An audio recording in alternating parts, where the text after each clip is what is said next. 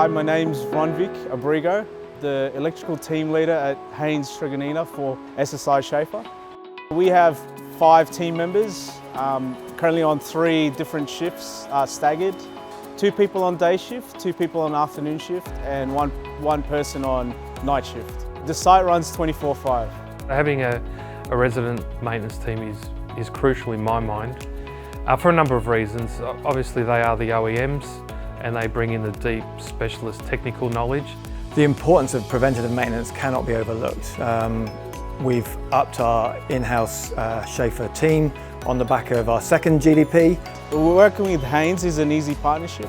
They allow us to do the work that we need to do to resolve the issues they have. They work with us from a preventative maintenance perspective, problem solving, fault identification and rectification. So yeah, it really is a partnership with that team. We consider them part of the Haynes team because together we need to continue to run the equipment at its design and meet our customers' expectations.